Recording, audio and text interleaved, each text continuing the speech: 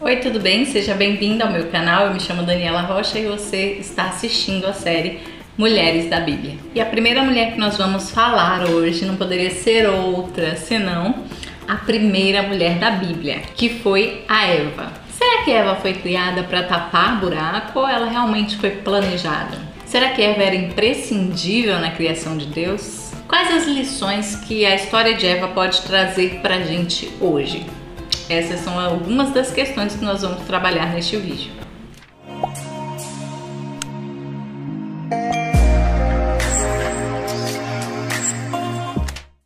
Primeiro vamos tentar responder aqui se Eva foi planejada ou foi criada depois de Deus perceber que o homem estava muito sozinho. Uma leitura superficial da Bíblia e rápida pode fazer você inferir que Eva não tinha sido planejada e que, por perceber que o homem estava só no paraíso, Deus então resolveu ali criar a mulher. Eu já ouvi algumas pessoas fazendo esse tipo de comentário, hein?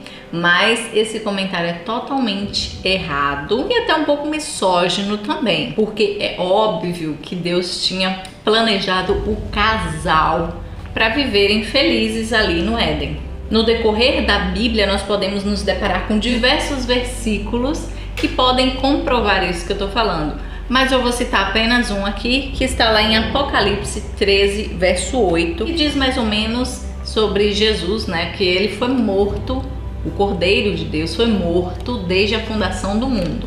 Ou seja, se o plano da redenção já estava formalizado, já estava idealizado antes mesmo da fundação do mundo, significa que havia possibilidade de queda. Se havia possibilidade de queda, havia possibilidade de um redentor. E que esse redentor, obviamente, viria, né, de uma mulher, já que são as mulheres que geram filhos. Então, a partir desse verso e de diversos outros que eu posso deixar aqui para você, você pode perceber que sim, já era plano de Deus. Mas então por que Deus criou o primeiro homem, deixou algum tempo ali sozinho no paraíso e depois criou a mulher? O verso bíblico ele chama atenção, na verdade, que não foi Adão quem percebeu que ele estava só e que não era bom estar desacompanhado, né? Foi o próprio Deus quem verbalizou que não era bom que o homem andasse sozinho. O fato de Deus ter verbalizado isso não quer dizer que ali naquele momento Deus teve um insight de criar a mulher. Já falamos isso logo no primeiro bloco aqui. Mas que na verdade foi uma constatação de que o paraíso ainda não estava completo. Não estava tudo muito bom. Apenas após a criação da mulher é que tudo ficou muito bom. Porque, óbvio, Deus tinha planos de povoar a terra. Os planos de Deus era que nós fôssemos seres sociáveis, como realmente somos, né? Precisamos uns dos outros. Precisamos dos nossos amigos, da nossa família. Nós precisamos uns dos outros, desde que nascemos até o último suspiro. Então, talvez ali Deus, quando criou o homem, tenha pensado nisso, que o homem percebesse quão importante é ter alguém ao seu lado. Pode ser aí uma das questões pela qual Deus criou primeiro o homem e deixou ele esse tempo sozinho. Mas o fato é que logo depois desse tempo, Deus criou a mulher a partir do homem, a partir da sua costela. E segundo o teólogo Matthew Henry, ele fala o seguinte sobre esse fato, né, da mulher ter sido criada a partir da costela do homem. A mulher foi feita da costela de Adão, não da sua cabeça para governá-lo, nem dos seus pés para não ser despisada por ele, mas do seu lado para ser igual a ele, debaixo do seu braço para ser protegida e perto do coração para ser amada. Muito bacana essa perspectiva, né, desse teólogo. A questão também que podemos perceber acerca da criação da mulher é que ela foi feita a partir dele para que eles tivessem uma interligação, já que depois dali da criação do homem e da mulher, toda a humanidade derivaria deles. Então toda a humanidade estaria interligada. Assim que Deus entregou a mulher a Adão, ele, ao perceber que ela era igual a ele se referiu a ela chamando-a de Isha, o feminino de Ish, que se referia a ele, Ish, e ela era Isha, ou seja, homem e mulher, ele e ela. Então ele percebeu que, mesmo sendo igual a ele, que ela era igual a ele, da mesma espécie, ela era diferente em sua sexualidade. Eva, que em literal significa vida, só passou a ser chamada assim após o pecado. Já Deus se referiu a essa mulher que ele criaria como auxiliadora idônea. Auxiliadora, para muitos na nossa sociedade, é vista como alguém inferior, alguém que está abaixo, alguém que está apenas auxiliando, ajudando, um auxiliar de escritório, um auxiliar de pedreiro. É alguém que, entre aspas, aí nessa concepção, seria dispensável.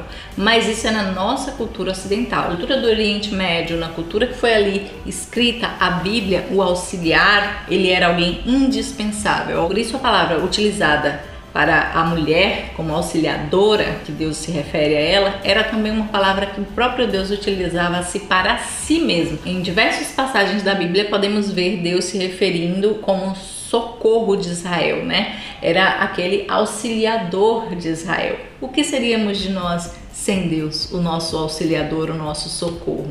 É importante também ressaltar aqui que a mulher, ela era um indivíduo, ela é um indivíduo. E Eva, apesar de ser igual ao homem, no caso da mesma espécie, ela também era um ser autônomo, né, individual, com potencialidades mil, né? Podemos ver nessa primeira mulher sinais de força, inteligência, e podemos perceber também que ela era alguém necessária. Agora vamos ver algumas das inúmeras capacidades que foram dadas à mulher, a Eva, e consequentemente a todas as mulheres a partir daí. A mulher, ela pode gerar no seu ventre.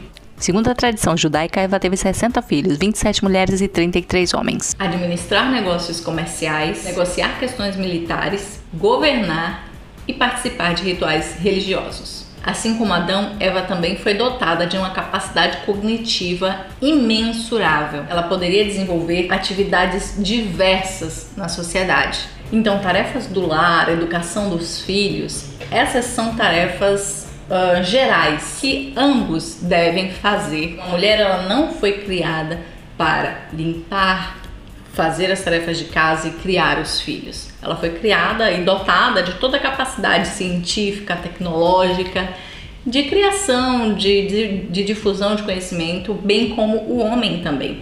E ao homem também foi dada a capacidade de cumprir as tarefas de casa, como limpar, como cuidar dos filhos, criar e etc. Então, homem e mulher, devem se complementar. Isso não significa que o homem deve trabalhar na rua e a mulher deve trabalhar em casa.